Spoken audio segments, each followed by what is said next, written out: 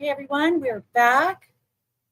It's late in Ontario. It's about 10 o'clock here, but in Cochrane, the town of Cochrane, Alberta, they are about to have a debate on whether or not to withdraw from the FCM ICLEI Partners for Climate Protection Program. And we were just watching the meeting there, and I did show the original delegation that brought it to the council's attention that they were even signed up for this program. They didn't know, and it's been a couple months since then. And 2 weeks ago, there was a notice of motion by Councillor Patrick Wilson. And tonight, they are about to have this debate. So I'm going to just share that screen. I believe it's just in the midst of a quick break in between all the items that they had to get through. And now we will move into this notice of motion. So while we're waiting, I will quickly show you the Councillor Wilson doing his withdrawal motion. And I just wanted to ask if you can tell me in the comments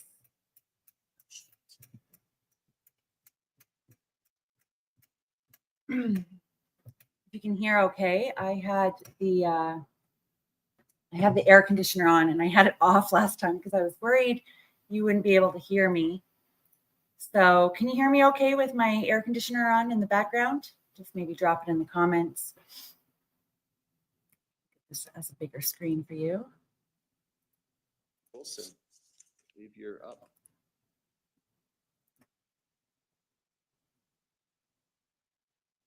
Okay, I'm going to assume you can hear. So what I'm about to show you right now while we're waiting, we're still waiting for them to get into this debate live in the town of Cochrane. I'm going to show you what happened 2 weeks ago in the council chambers in the town of Cochrane. And you can hear the notice of motion go forward from Councillor Wilson. Yes, and you're reading it into the record tonight for debate, future meeting. Right, so I'll simply read it into the record, and then I've got a little bit of a postamble just in case anybody wants to do a look at a website before we get into the debate in 2 weeks. And I just wanted to give everybody an opportunity. So the recommended action, the council direct administration to cease participation in the ICLEI program or similar externally driven initiatives unless explicitly mandated by our elected body and after full disclosure of the funding sources, objectives, and implications. The council directs administration to develop and implement clear guidelines restricting participation in externally funded initiatives, ensuring transparent reporting on all collaborations with external entities, most especially through grant funding initiatives, and further, the council affirms its commitment to democratic transparency, autonomy, and prioritizing local interests over multinational, corporate, or external agendas. And so the executive summary kind of gets to what am I actually getting at here? Resolution to withdraw from the International Council for Local Environmental Initiatives, which is the ICLEI, or the Federation of Canadian Municipal Partners for Climate Protection Program, the PCP. This was brought to my attention and all of our attention at a February 18th, 2025 delegation presentation to Town Council from citizen group Dog with a Bone Society.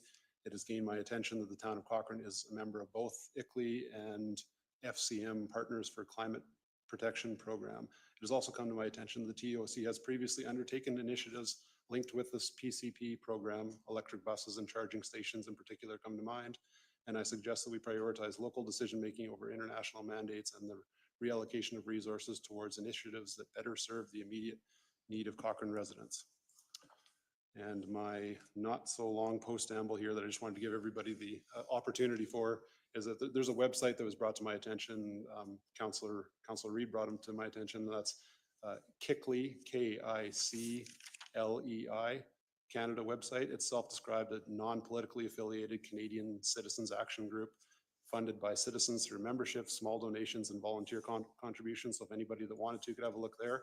And I only bring them up because I'm going to quote from it a little bit during our debate time in 2 weeks. And the final conclusion on the website that I just wanted to read out here is the PCP program operates much like a corporate marketing scheme, offering free entry, but guiding municipalities into costly long-term commitments. While municipal environmental stewardship is important, councillors must distinguish between genuine community-driven environmental initiatives and corporate-backed frameworks designed to extract taxpayer money. By recognizing the financial traps hidden in free, quote-unquote, climate programs, municipalities can make informed, independent decisions that serve local priorities rather than global corporate interests. And just going through that website, I realized that anything I had to say on the matter has been said much better and more eloquently than I could, and so I'll be using it during our debate in 2 weeks as well. So I wanted to give everybody the opportunity to peruse it. Okay, thank you. Look forward to talking about that in a couple of weeks.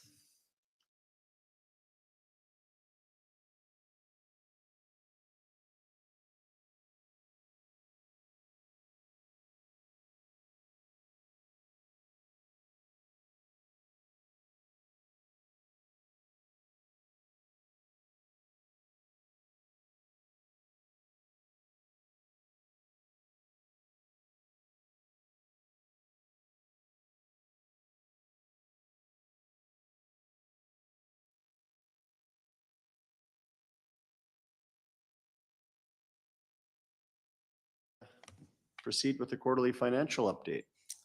Thank you, Mayor. Good evening, Mayor and Council. My first presentation is on the 2025 first quarter financial report.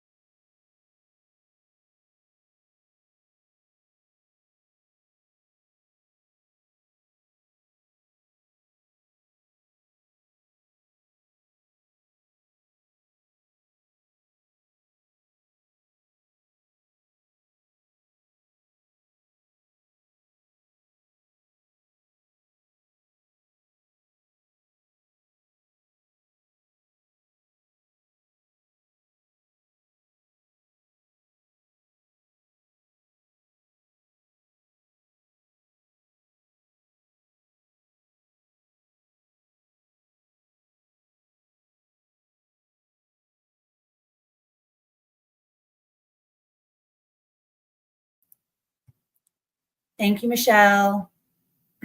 Sorry about that. So it looks like there is 2 items in the agenda that they're going through. So a quarterly budget report, and then they will get on to the vote on this issue. So if we all could just say a prayer for Cochrane, and I can share with you we put together for them today.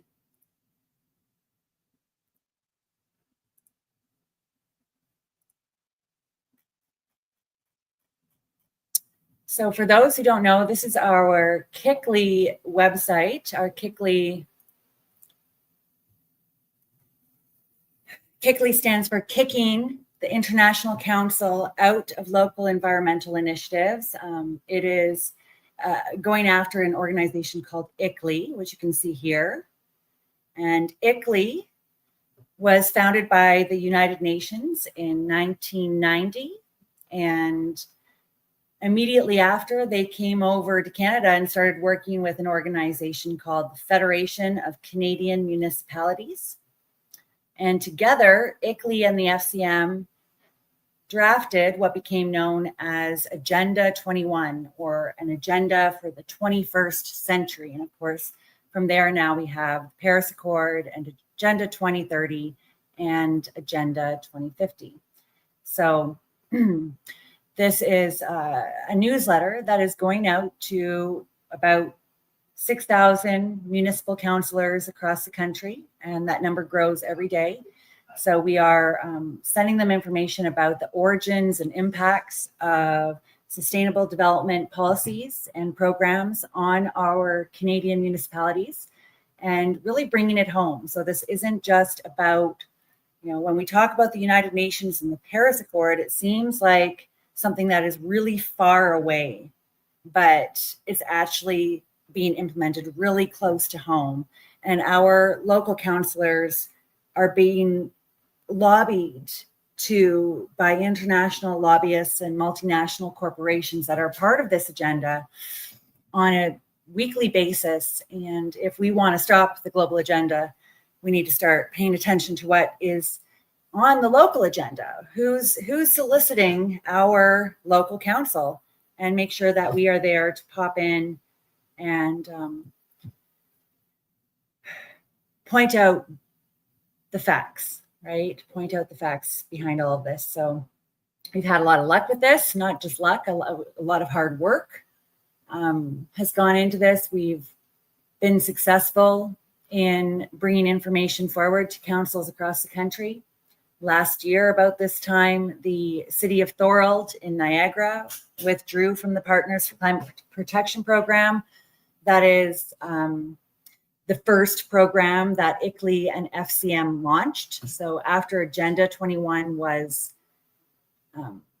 signed, and that in Rio de Janeiro at the World Earth Summit, almost immediately after in 1994, the FCM and ICLEI partnered to put forward the Partners for Climate Protection Program, and that is their flagship net zero program. And it is really downloading the reduction targets, the climate action plans, the equity, diversity, and inclusion agenda as well is all wrapped up into that. It basically gets one councillor and one local staff member to be their contact point in the council. So ICLEI, which is founded by the United Nations, now has a contact person within the councils that are signing up for these programs. And, that is who is moving the motions and working on these special plans and reports for all of our municipalities. And that's why we're seeing the same template going out all across the country. So I'm just going to check on our little meeting here, see where they're at with it. In Cochrane, I've been so excited and following this all night, all day, all weekend, waiting to see this. So I have a feeling it's going to be really good. All right, let's go back to this meeting here. I want to watch the video. Where are they at? Was in 2016, 2017, the North Arterial that goes down to the rec center currently. So that's one of the first projects when I got to the organization that we worked on. And then the station construction monument budget is $6.2 million.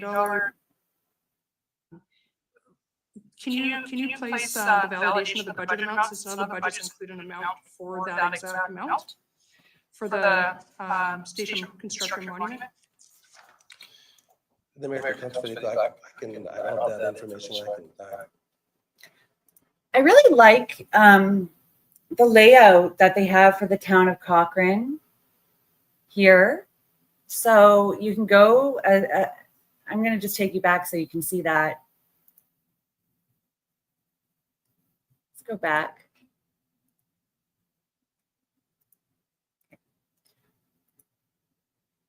So when you go to their website, you can see here meetings, and there's their calendar. So you can click on that date, and we're going to the regular council meeting. And then they have their agenda here. And then up here, they have the video. So this is live right now from Cochrane. And then they have their agenda on the side here. And if you want to follow along with where they are at, you can click on that and the PDF of the report pops up on the side. So it's really well done. I like this system. I think that they are doing this system in a lot of municipalities now. So it really makes it easy to follow along. 44% of actual to budget. Could you just speak to the variances in the? So this is the one that we're waiting for. Town of Cochrane. A notice of motion to withdraw from ICLEI and the PCP, moved by Patrick Wilson, and let's hope that he has a seconder. I have a feeling that he will.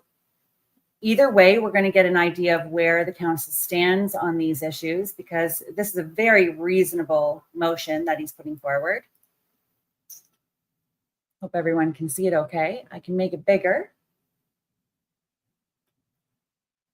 And yeah, I think we're just going to wait for a couple minutes and then we're ready to go. Let's see. They just. Are we on D? E. One of those. 2026 budget and draft principles and process. Okay, so they're on this one now. So we'd have that, and then we are on the ICLEI withdrawal.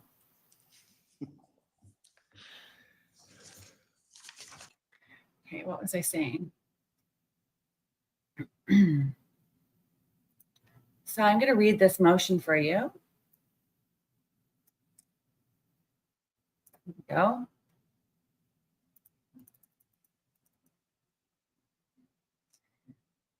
This is a better motion than I've been able to write, so pretty good.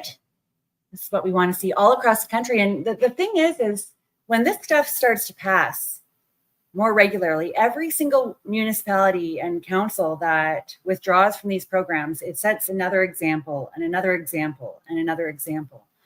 And that's the beauty of doing this work, is we just kind of breaking ground, and it's working. So when Ron Voss from Cochrane did his initial presentation in February and informed them that the council in 2004 signed up for this program, the current council, at least those who spoke afterwards, none of them had any idea that they were part of the Partners for Climate Protection program. They didn't know why they were on the website. And this is, a great example that the 522 municipalities that the FCM boasts are participating in the program, how many of them don't even know, and how many of them would consider withdrawing if they were presented with information. So in the article that I posted in this live stream, you're going to find Ron Voss's entire presentation. You can see his slideshow. You can see the councillors responding to it. I don't know why we're on the website. Yes, I would move that motion to withdraw. I'd be interested in that. And then the links to the notice of motion that we just watched at the beginning here, and where Councillor Wilson actually recommended that they review ICLEI's website and material, and said that we put the information in a very eloquent way, which is great. And the link to all of this tonight. So we're kind of sitting on the verge of history, and we want to follow this through here tonight and see what happens.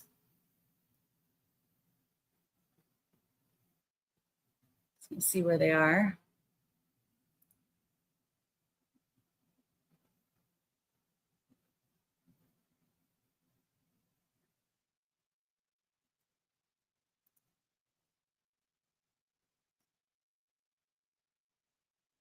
I don't know if I'm going to do this again, the whole watching it live thing. It's so hard to time.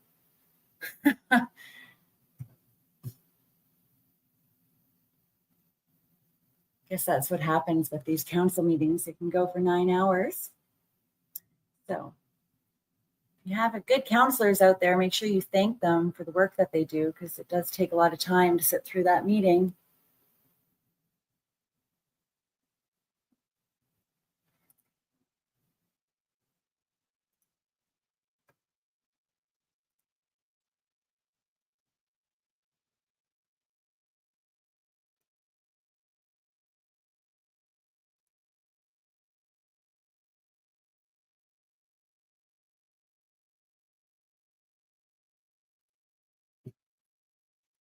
further up in infrastructure lifecycle management. In 2025, the town will be adding a resource to asset management forward.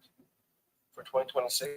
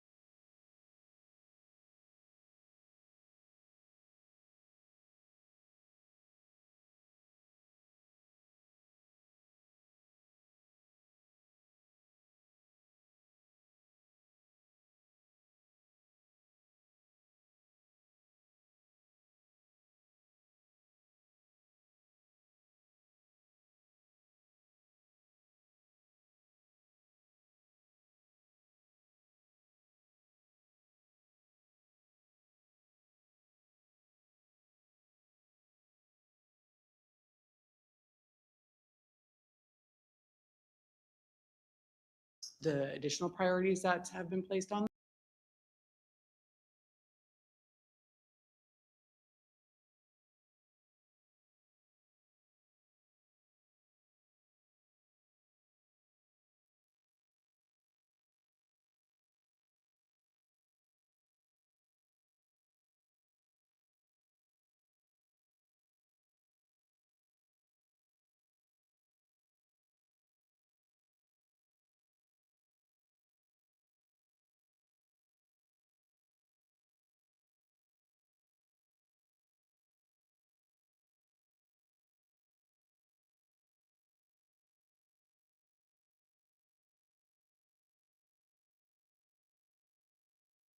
Budget process, we certainly will do that.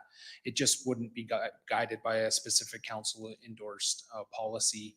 And to Ms. Lowe's perspective, I think some of how in depth or how impactful a new reserve approach might be in this budget process may in some part be contingent on the outcome of the election. For example, if we ended up with 6 or 7 new folks around the table, that may take us longer for them to understand the budget process and some of those implications as part of it, versus if we had a large number of council members return, we may be able to move forward in that process quicker as well.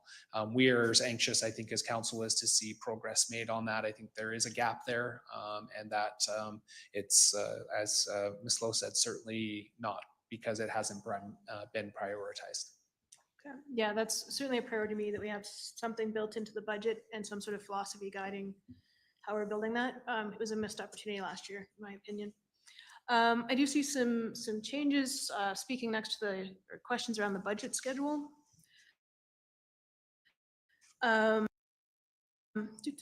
Okay, so we're looking to have, let's see, new council, orientation happens. Oh, yes. So the goal is the end of October, the regular council meeting, the budget document would be presented to council. How, in recent years, I'm not a fan of what we've done in recent years where it's kind of been, here's the information, good luck. Is the expectation that in this presentation to council that it would be more in depth? So council may recall, we did take that feedback. We did try to expand on that this year, certainly, but absolutely with the new council, the introduction of the budget document to them will look very different than what this council has experienced in the last 6 years. Okay, so you might be looking at like an hour plus presentation on how a budget, like a meaningful introduction, I guess is what I'm looking for. Through the chair to Councillor McGunn, I'm not certain that the presentation of the budget document itself would incorporate all of that information on how the budget process works. That may be part of the council orientation ahead of the presentation of the budget or throughout the process. But we are anticipating a more comprehensive introduction of the budget process, the budget, administratively drafted budget as we present it to the new council. With the new council, that process always looks a little bit more comprehensive than what you may have experienced of late. Okay, and then also then you've scheduled 2 days for a public forum. Administration presents the budget for 2 days. What is that intended to look like?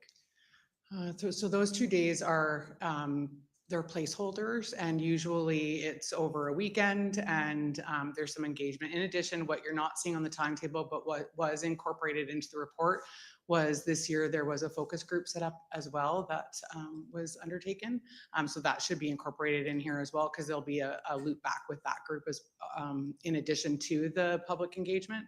But what the specifics around that public forum, we're talking about that actively right now around what is the best opportunity for that type of engagement and where we'll get the most out of that, not necessarily to look exactly like it has in previous years.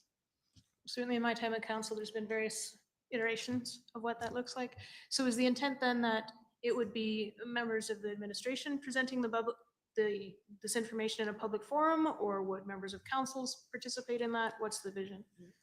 If I may, through the chair, generally speaking, at this stage, this has been a part of administration introducing the draft budget. So to council at the council meeting as suggested, but then to the community through this process. So at that stage, we again received some feedback from council that there was some discomfort with this idea of council standing in front of a budget that they had not had any input into creation at that stage. And so the main intent of that part of the process would be to inform the public about what the draft budget looks like and to ensure that that has public visibility prior to council going through deliberations. Okay. And then the outreach group you've mentioned will also get a chance to have a look and make a report back in a public sphere about what their take is, or the feedback that we get from the focus group would be included in the budget presentation to council. Okay. And then okay, that's evolving. Now I'm looking at the proposed budget dates. Again, kind of spread over 2 days over 2 weeks, looks like, through the end of November. Again, I'm assuming these are still meant to be day meetings. Confirming that, yes? Okay. I do really want to advocate to moving to Leduc's model. I was just looking at their schedule of what they did last year. They haven't posted what they're doing in they haven't posted what they're doing in 25 yet. But what they do is they hold them in the meeting in their regular scheduled council times. For that, they also allow public members and public organizations to present and ask questions of the budget during the evening. So I would really like us to take a pause on this and have a look at what the November budget presentation and to allow that, because I am a big fan of the Leduc model for that. So that's my feedback on that.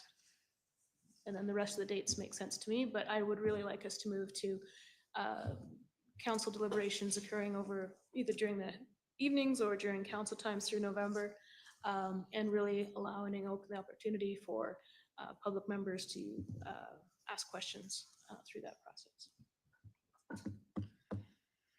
Councillor Pacheco. Thanks. I think my biggest concern is just, council just becomes elected on October 20th and we're handing them a huge pile of paperwork 1 week later and expecting them then to basically go through the process, which is arduous at best for us who have been sitting in our chairs for 8+ years, right? What is a repercussion if we were to delay not passing this budget prior to January 1st of 2026? The mayor to Councillor Pacheco, the ramifications is that if council does not approve a budget prior to the end of the year, there would be an interim budget that will come for council in January until such time where council would adopt a budget for 2026.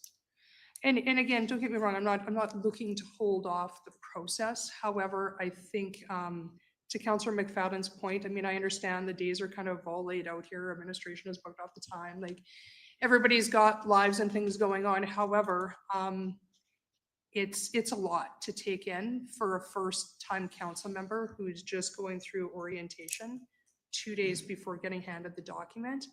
I would like to see some nighttime conversation maybe built in somewhere, and maybe it's shortening some of these dates and then adding in some nighttime stuff.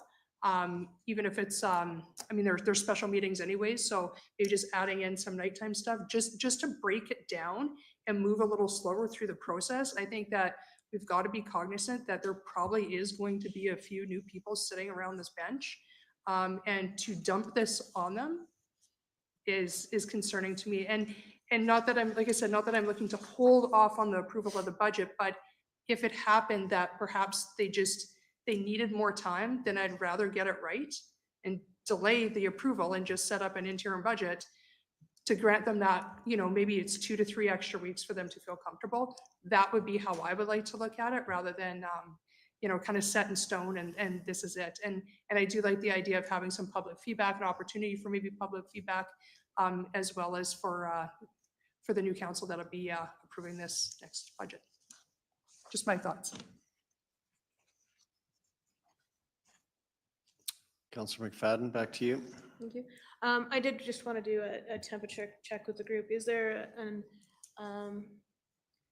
appetite for having some budget discussions in the evening as opposed to all through the day?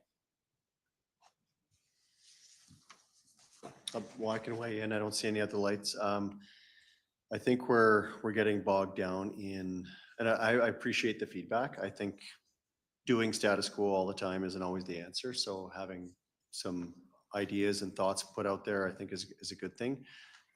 We can sit here and suggest whatever we want to the next council. The next council will set their own cadence, their own meeting schedule. If they want more time, I appreciate where you're going, Councillor Pacheco. If there's a brand new council, but they can also, they'll be sitting here, they can change the dates and they can set the evenings or daytimes. My perspective is we don't make our best decisions at night, generally tagged on to another meeting or all of business. I prefer them during the day. It's one of the things in the candidate guide now, and it's quite frankly, it's part of the job. And I wouldn't look at this as being dumped on the new council. I think I'm hoping the next council is excited to receive this and dig into these types of materials, and it's really part of the job. It's a big part of this job. So I think for me, setting aside times during the day for budget is important. It speaks to the importance of the document, and setting aside our days just to work through that. Is that a end all be all? Would I be open to some evening mix into that? Sure. But I think having a set time for budget is important from my point of view. So I'm kind of shying away from that, but I also saying at the same time that I think we're talking about something, we're just kind of setting up administration for a guideline for the next council on October, whatever date, 30th, they can come in and set a whole new date. So it's kind of semantics here today. All right, well, so I disagree. I think we all know the power of schedules. And if it's booked and it's just said, you're gonna do this, we're locking people into an old pattern. So if, yeah, so I disagree with that approach, especially if you have a new council. To show up, they'll do the orientation, and if we don't set up an alternate schedule for them now, I'm sure there'll be pushback on being able to book things and advertise things and all the processes. So I just respectfully disagree on that. I don't think we actually have a motion on the floor, so. Councillor Padeco? Maybe to Councillor McFadden's point, is there possible to have maybe like a couple of options? I get what you're saying, that it's really not up to us to change it. They have time, but really, like, when do they have time? Like, you're just elected, you're going through orientation like that, you only have like a week and a half, right? Like, it's pretty tight. So I don't know, maybe if there's another option to be able to provide councillors with, then maybe it could be just so that they know we are thinking about that, or maybe there could just be a note in the election package that says these dates and times are subject to change depending on who was elected. Then maybe that kind of supersedes everything. You don't have to make an actual change into the schedule, but just allows them. If I could, just for the assistance for this evening, all we are asking council to do is to approve the timeline as presented as a starting point. If you want additional days, those can certainly be added, and the dates identified are currently, yes, they are held right now, but you are not approving times right now. All you are doing is approving the general course of the budget process and what that will look like. All of these dates are always subject to change by direction from council and through resolution of council. Councillor McFadden? I appreciate that. And just a last thought for the orientation, I would actually suggest that for the new council orientation, and in recent years, we've relied on our own staff for that. But since the new council is going to be relying on our current staff moving ahead, that the new council orientation be led by like an external facilitator to kind of bring an outside lens to things as a starting point. So I just wanted to suggest that as a possible tool for the new. Councillor Reid? I'll move option one. Okay. Option one, council approves the 2026 budget process as presented. Okay. See any other lights on? I'll call the question. All in favor? That carries. Thank you. F is budget considerations 2026.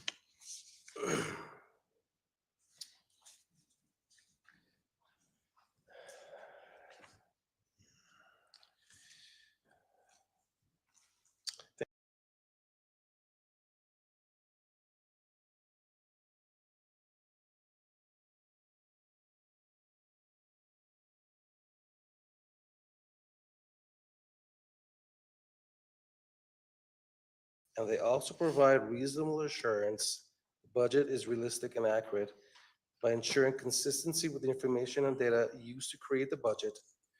Any deviations and exceptions are noted and discussed during the budget process. So the first consideration is assessment. Property assessment is the source of municipal taxes, which account for 42% of total revenue. Tax, based on this graph, so taxable assessment in 2019 was $5.6 billion. For 2020-25, it is $8.8 billion. That's an increase of 57% over 7 years. The average assessment growth over this period is 3 years. Sorry, is 3%.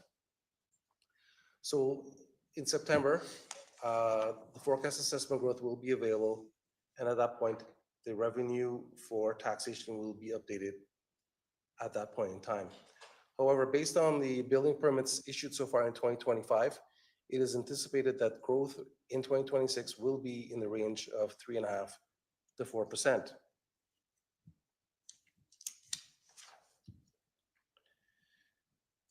With respect to energy costs, The town has secured with Capital Power from a contract that runs from January 1, 2024 to December 31st, 2026. The new contract is a load following contract at a fixed price of $52.75 per megawatt hour for the entire term. Based on the price that I've looked at, without this contract, we would have been looking at roughly a fixed rate of $66.42. So the town has actually done very well in locking this fixed contract. So just for interest, in the 2025 budget, energy costs account for 38% or $2.3 million of the $6.2 million budget for material goods and supplies. It is a significant expense to the town. With respect to provincial funding, the current police, the only thing that I'd like to mention is the current policing grant expired March 31st of this year, but it is anticipated that it'll be renewed at the same grant amount for 2026. With respect to the LGFF from the government of Alberta, Family and Community Support Services, the Community Resource Center and Family Resource Network, those grants are pretty much will be held at the 2025 level with minor increase from 2025. With respect to the level of service, administration will be maintaining the same level as 2025. However, should council wish to add a new service or program to the 2026 budget, a new funding source will need to be identified at that time. Inflation. So this graph shows actual inflation since January 2023, where it was 5.8%, and it currently sits at around 2.3%. There was a slight increase in the first quarter of 2023 due to the expiration of the GST holiday. If you recall, there was a GST holiday, and it ceased in February of this year.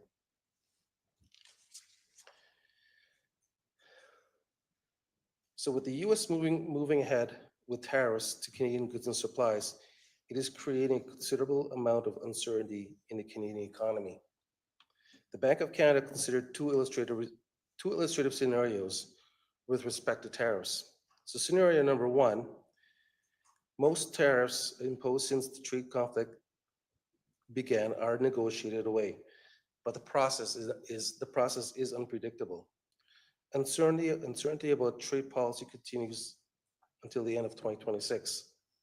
Under this scenario, global and Canadian growth weaken temporarily. However, with the removal of the carbon tax, inflation will fall roughly below 1.5%, but then it will return to the 2% market.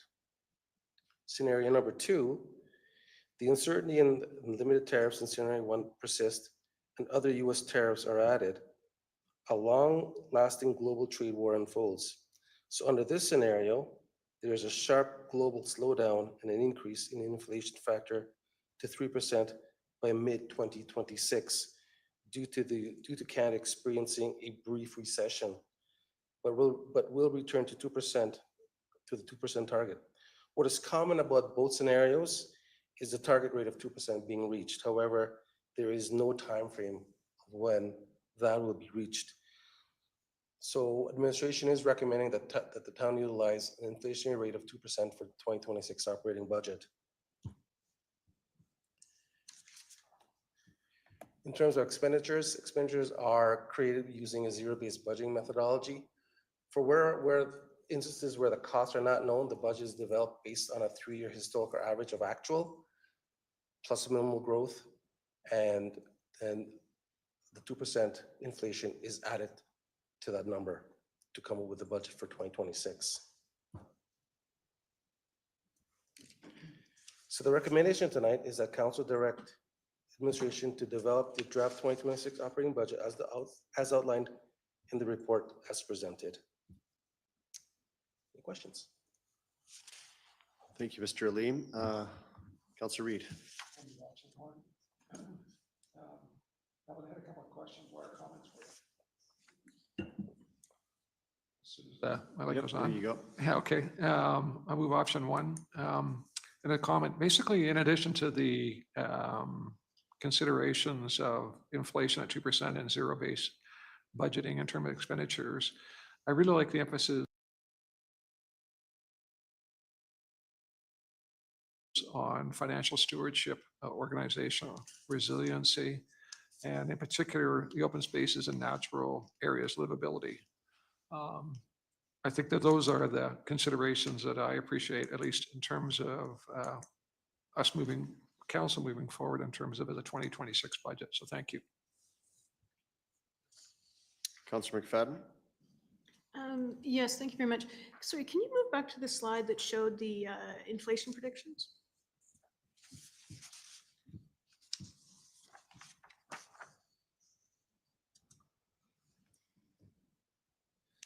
Oh, okay, so it was, yeah, we don't have an inflation. I was just wondering if it might not be a more conservative approach to, instead of saying 2, to build in a buffer of like 2.3 or 2.5, just with the uncertainty on the whole tariff front. 2 seemed optimistic to me. The mayor to Councillor McFadden. The administration, we actually were considering that. However, with the elimination of the carbon levy, I think that's going to really help with the inflation in Canada. That's why, to me, the 2% is still very conservative, and it'll still give us enough buffer room in terms of putting together our budget for next year. Okay.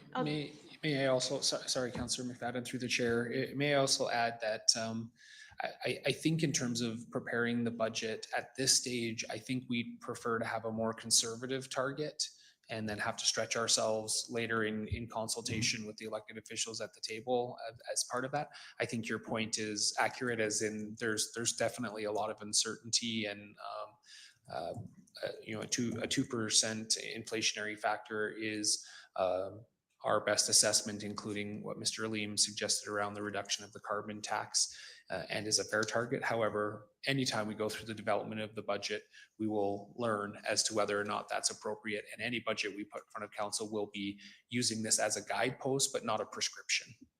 Okay. All right. Yep. Fair enough. I was just, the Bank of Canada is aiming for 2%. We live in uncertain times. Okay, no other feedback? I apologize, Mr. Mayor. I just want to add one other thought. I was going to share this earlier. Is I just want to note as well that this maintains the commitment that administration has made in relation to feedback from council on that growth plus inflation target for our general kind of approach to our fiscal performance. And again, do feel that that represents a responsible and consistent approach to our municipal finances. Have appreciated in the past council's feedback on that, and has taken a lot of work over the last number of years to get to a place where we are now consistently and comfortably proposing growth plus inflation budgets. Obviously, also reflective of service-related questions that come up during the budget process. Councillor McFadden. Sorry, just another passing thought on the whole budget process. I think just for your public communications, and even for myself, so when we're saying growth, can we always just be explicit whether we're talking about population growth or assessment growth? Because often, and I've had this conversation many times with folks, they're like, what, you were forecasting that the growth was only going to be 4 and it was this. And I'm like, no, I was talking about the assessment growth. So if we can be explicit in any budget conversations, whether we're talking, assessment growth plus 2% or population growth plus 2%, I think would help people understand our processes a little bit better. Just a final comment. I appreciate the approach administration's taking. I think I like the level of conservatism, and I did read into the growth plus inflation approach. I think it's a good one. I appreciate the report tonight. Okay, call the question. All in favor of the process or the budget considerations? Thank you. Carried. Thank you. Thank you, Mr. Aleem. That moves to 6 notices of motion. We have a couple. Councillor Wilson, you're 6A. I'm 6A, okay. This is it, My guys. Motion is withdrawal from the ICLEI and PCP programs. It's a bit of a mouthful, the recommended action and executive summary. Maybe I won't read through it unless we want to. I'll just save you all because we already read it 2 weeks ago and you can all read it in front of you. I did say that I was referencing a certain website, a KICLEI website today.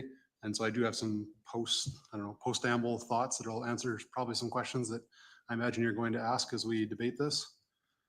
And I'll just hit off on those. And so we had a group email to council today, or a couple, pardon me, not today, but to all of council a little while back, saying that municipalities essentially need to be cautious not to abandon their net zero commitments to carefully created conspiracy theories. And I thought I'd bring that up today because I just wanted to at least express myself that I have no intention of doing that. And in fact, this website that I'm quoting from right now, I don't know a whole lot about where it comes from, who they are, what their personal agenda is. All I wanted to say is that my agenda is, as I'll explain here, very well described by them. And I just thought that their words were better than mine. And rather than try and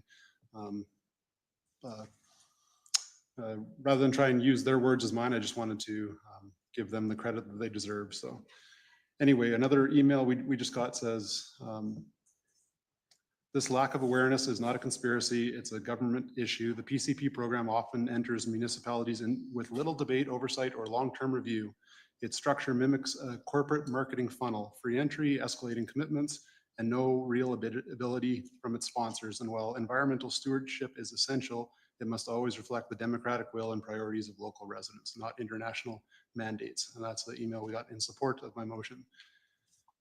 So just to cut to it here, the website that I was going through, the KICLEI, says, and I'll just read through this because it helps completely argue what I'm trying to get to with this motion, which is that many people are familiar with the freemium model, an approach used in mobile apps, cloud storage services, and software subscriptions where the initial product is free, but users soon realize that they need to make continuous payments to unlock full functionality.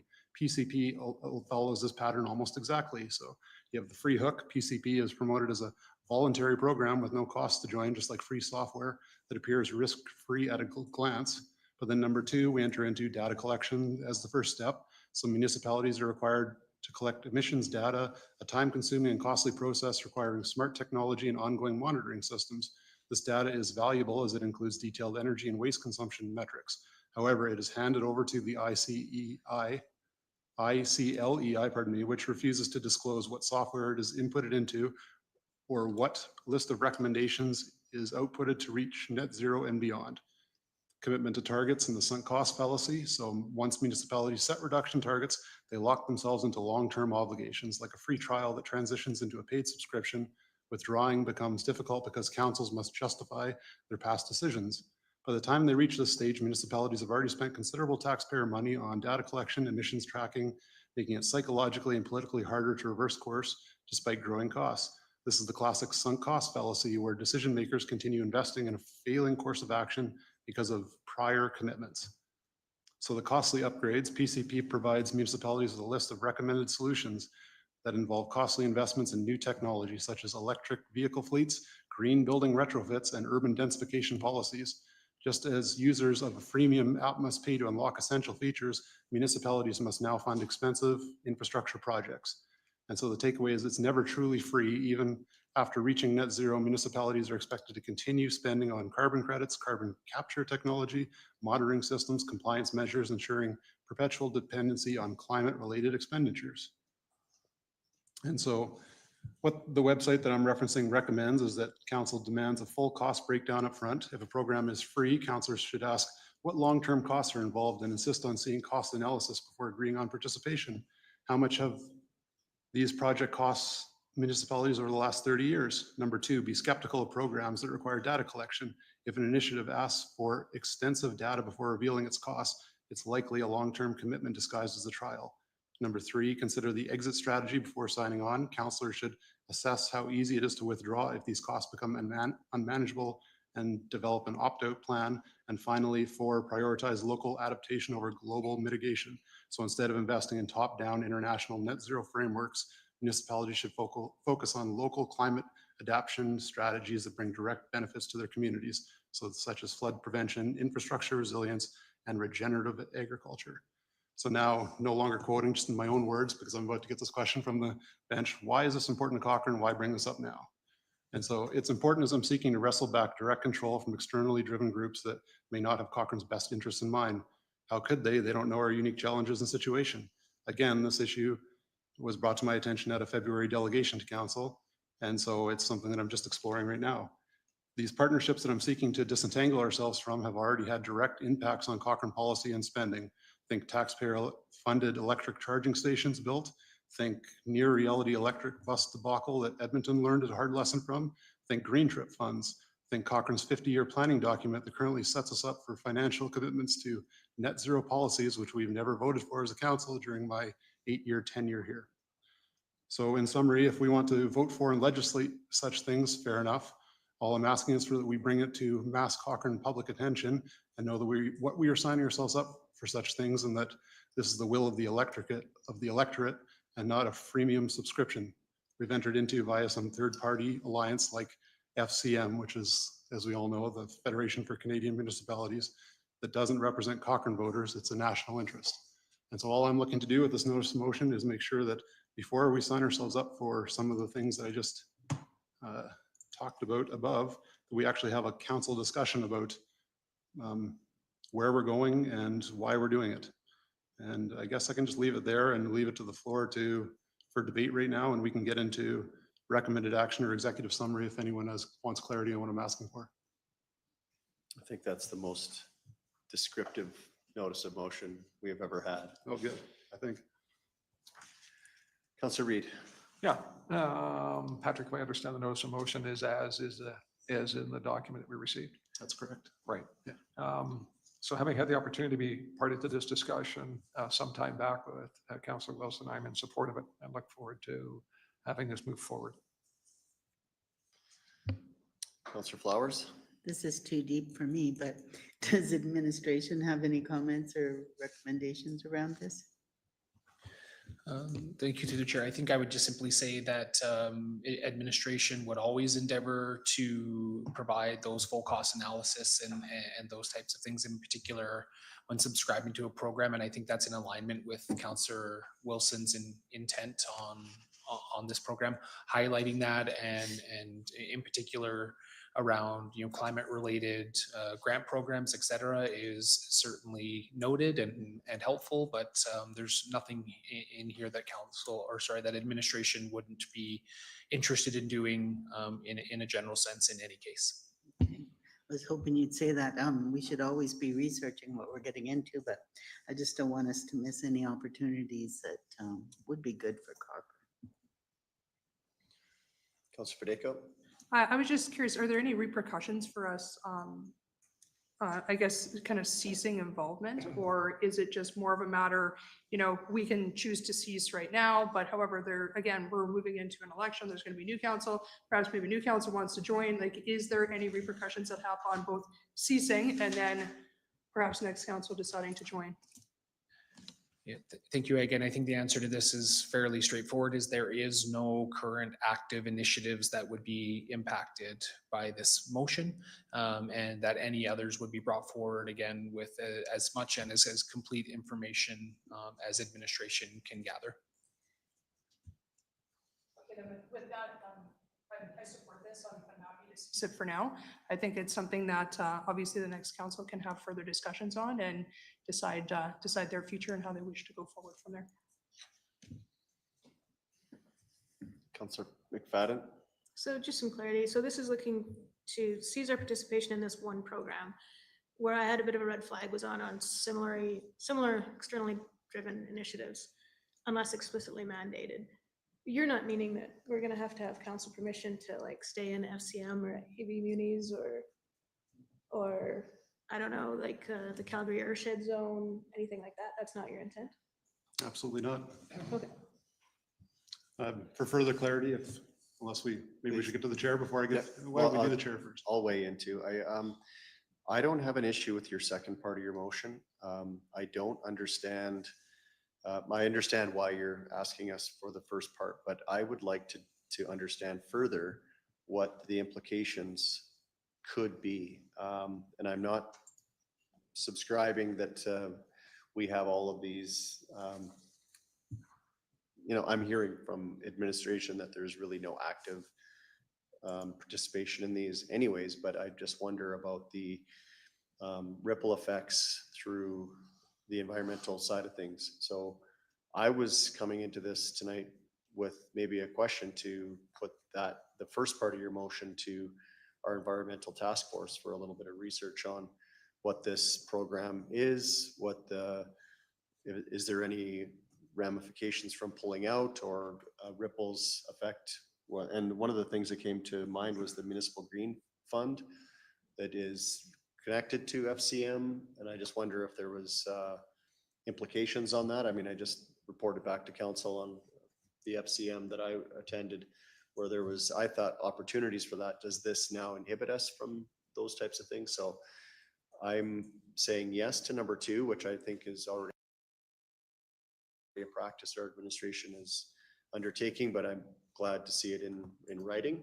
The first part, I think I would ask council to send that maybe to our environmental task force for a recommendation back to council before we make a decision, one way or the other. That's the only twist I was going to add tonight.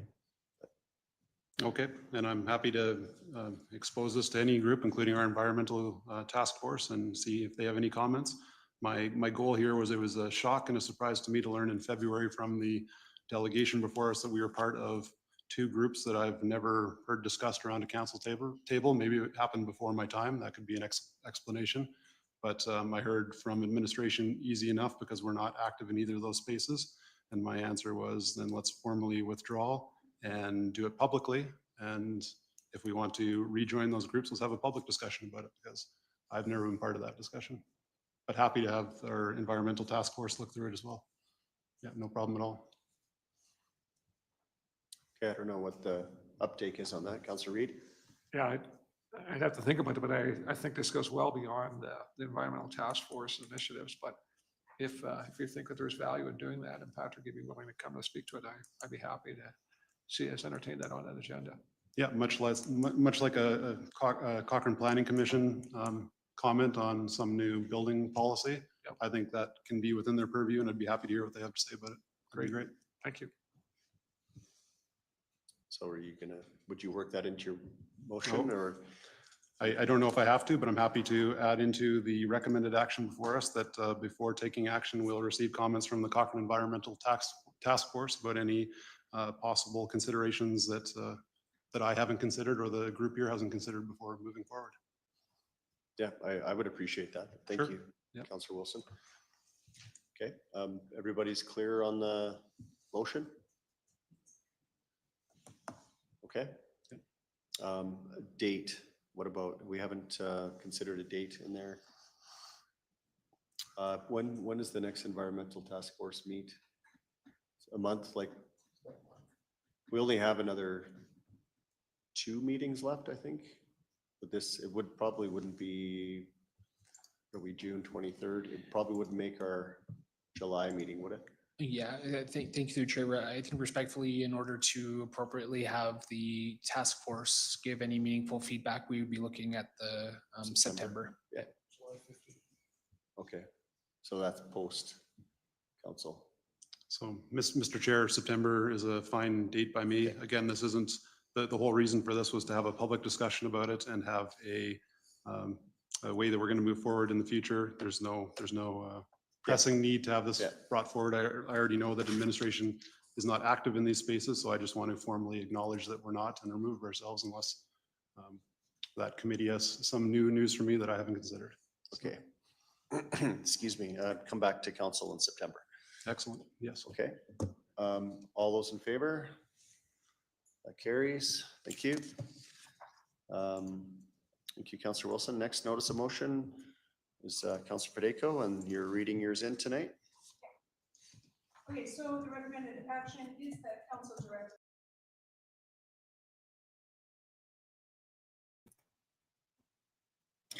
All right, guys. Well, I guess, you know, what's frustrating is the lack of discussion. And I know it's late there. I know that they're getting to the end of the meeting, but you know, they've had time to look at this. There was a delegation in February about it. The notice of motion went forward 2 weeks ago. They were given an opportunity to look at the information. They could have looked into it and come prepared for this discussion tonight. And it sounds like they received an email from ICLEI's network saying, you know, be careful not to fall victim to conspiracies. And I guess we have to ask, you know, is what we are putting out there a conspiracy? Is it not true that ICLEI was founded by the United Nations in 1990 and that their founding document says that their goal is to restructure human society through local governments? And that together, ICLEI and the Federation of Canadian Municipalities, which it states in the FCM's own municipal primer of 1994, worked together to draft what became known as Agenda 21. And they have a nice little flow chart on page 9 of the FCM municipal primer showing how Agenda 21 would be implemented through Canadian municipalities. And is it not true that the FCM and ICLEI in 1994 launched the Partners for Climate Protection program, a 5-milestone program that collects all of our communities' energy consumption and waste data, gets a baseline inventory of how much energy consumption and waste we are consuming and producing, and then gets our councils to set reduction targets, which is not part of the municipal mandate. It is not imposed upon them from the federal or provincial government. They don't have to do it. It's voluntary.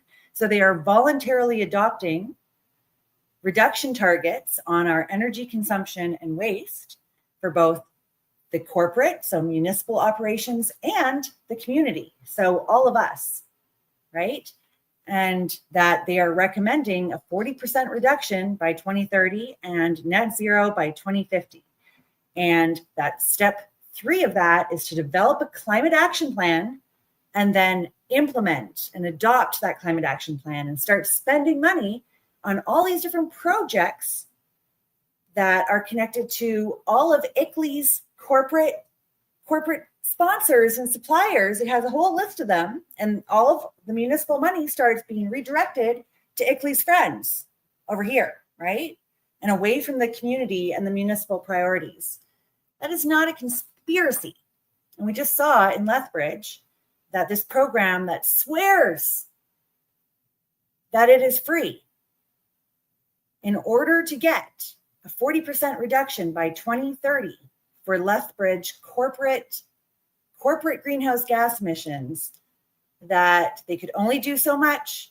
$20 million in upgrades that they could do on the corporate level. That's all they could do. And they would only get 20%. So in order to get 40%, they would need to give an additional $63 million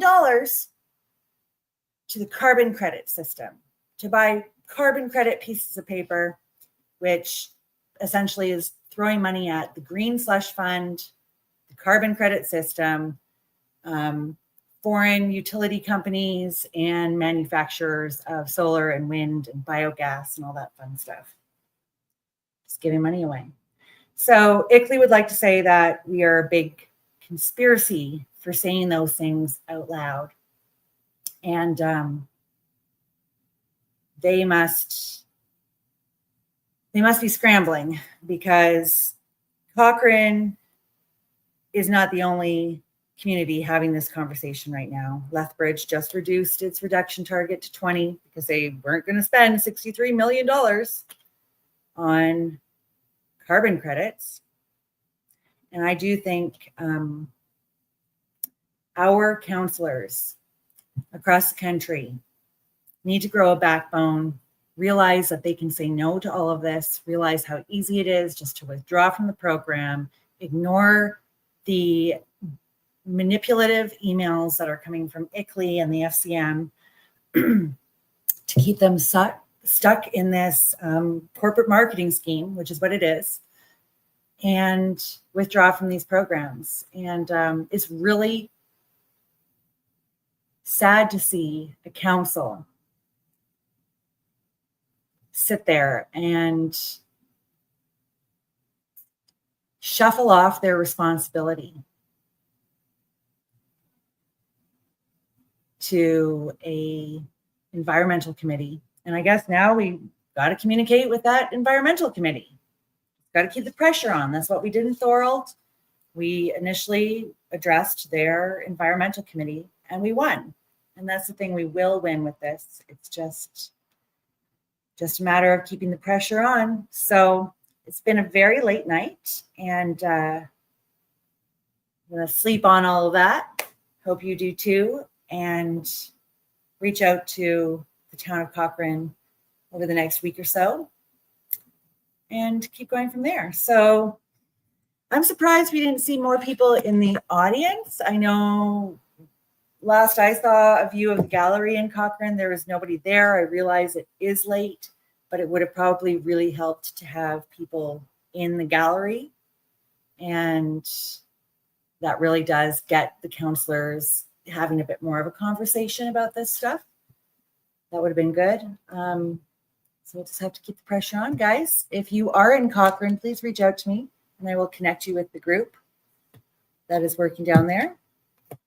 And we'll go from there. So lastly, I'll just say, if you're in Dufferin County, I'm going to be speaking in Dufferin County over the next couple days. So tomorrow night in the town of Laurel, at the Laurel Church, there will be the Ontario Landowners Association meeting. I think it starts at 7:30.